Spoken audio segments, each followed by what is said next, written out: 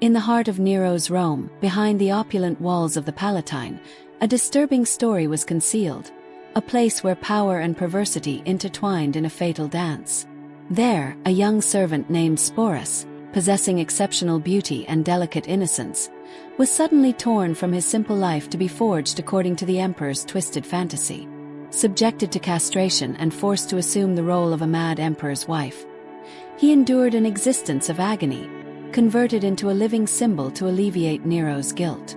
Who was this boy, whose memory ancient Rome tried to suppress? What events led him to such a tragic and brutal end? We invite you to delve into a story of tyranny, obsession, and a final act of resistance that resonates through history. This is the narrative of Sporus, a name that echoes the pain of a dark era. Stay with us to uncover what happened next. The gaze that sealed a fate. The year is 66 AD, and Rome is under the rule of Emperor Nero, a leader whose eccentricities and acts of cruelty were already known throughout the empire. Just 1 year prior, Poppaea Sabina, Nero's beloved wife, had met a tragic death. Historical accounts suggest she died from a brutal kick by the emperor himself during a fit of rage while she was pregnant. Remorse and longing consumed Nero, but his way of grieving was unique. In a bustling Roman market, among the stalls of spices, fabrics, and slaves, the emperor's gaze fell upon a young man named Sporus. He was a pure delicatus, a boy toy, chosen for his beauty to satisfy the desires of the powerful. Sporus, with his fine features, bright eyes, and elegant posture, bore a striking resemblance to the Poppaea that Nero had lost. Suetonius, in his work The Life of the 12 Caesars, chronicles that Nero saw in the young slave a chance to recreate what he himself had destroyed, not just a wife, but an embodied fantasy. Sporus, who until that moment had lived in the obscurity of servitude, was taken from his humble reality and brought to the Palatine, the epicenter of Roman power, where a terrible destiny awaited him. Nero's gaze was not one of simple admiration. It was a condemnation. What did the emperor plan to do to transform this young man into his distorted vision of love?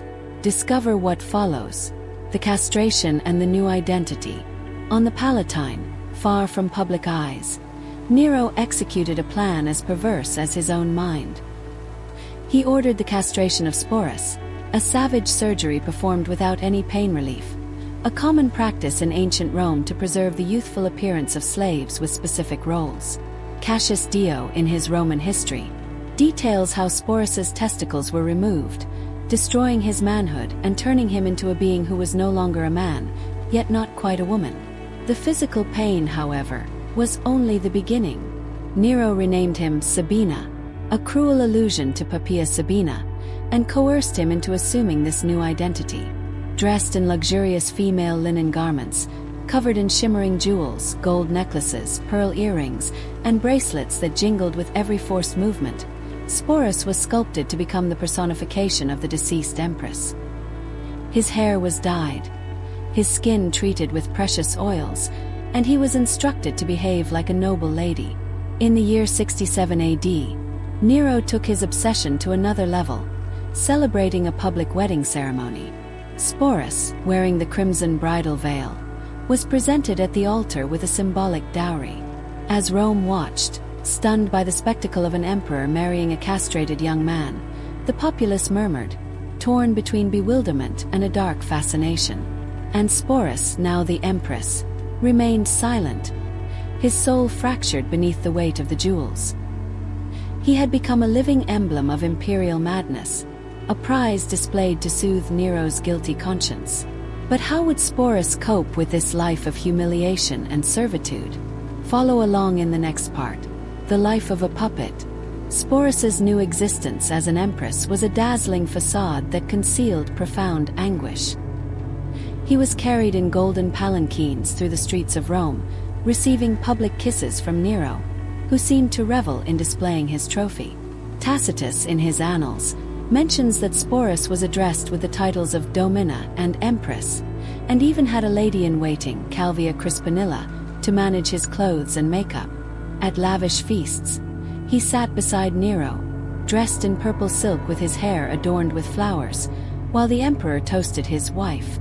But this glory was a gilded cage. Sporus had no voice, no will of his own.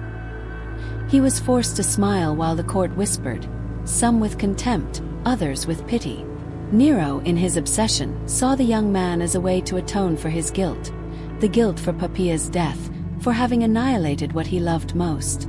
Sporus, however, was just a shadow, a puppet moved by invisible strings, manipulated to serve the whims of a tyrant. During Nero's travels to Greece, Sporus accompanied him, being introduced as Sabina in every city, while rumors of the emperor's depravity spread. He lived a life of appearances, where every gesture was choreographed, every word dictated. Beneath the veil and the jewels, Sporus hid his pain, his stolen identity, and his suppressed humanity. But for how long could he endure this charade? What did the future hold for him as Nero's reign began to crumble? The fall of the master. In June of 68 AD, the rule of Nero, defined by its tyranny and extravagance, collapsed.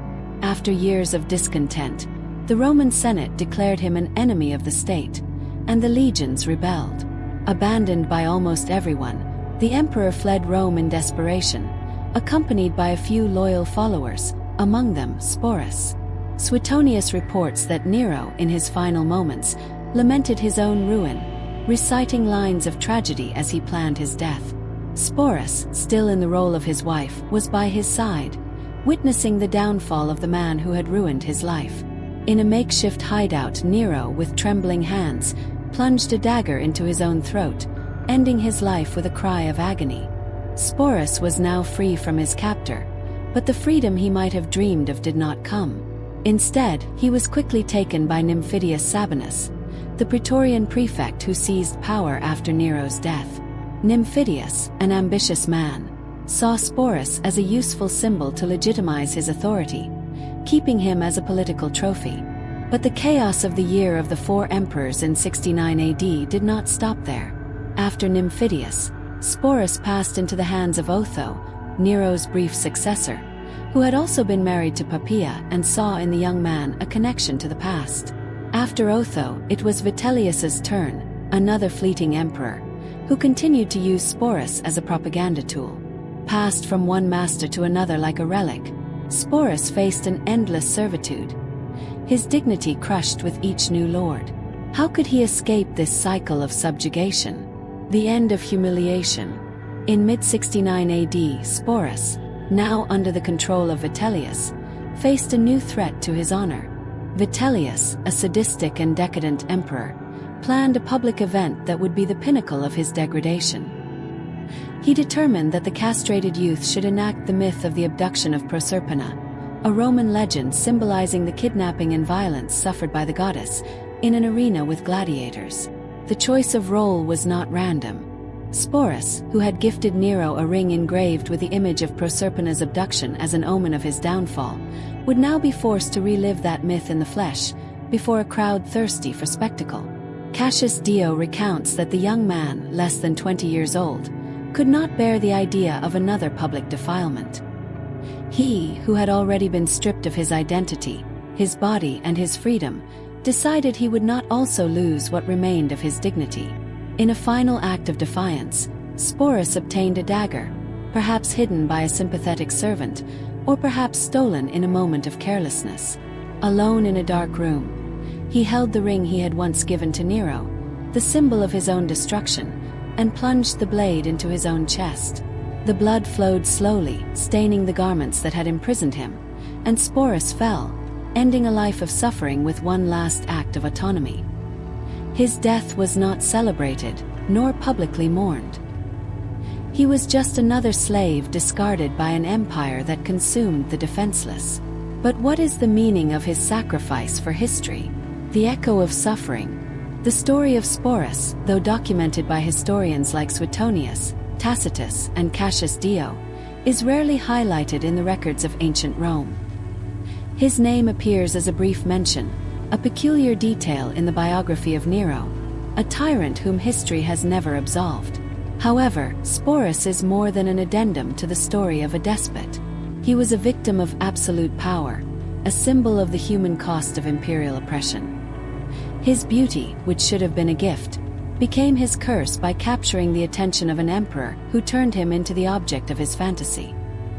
His castration, his metamorphosis into Sabina, his life as an empress, and his tragic death are a testament to the depths that abuse can reach when power knows no bounds.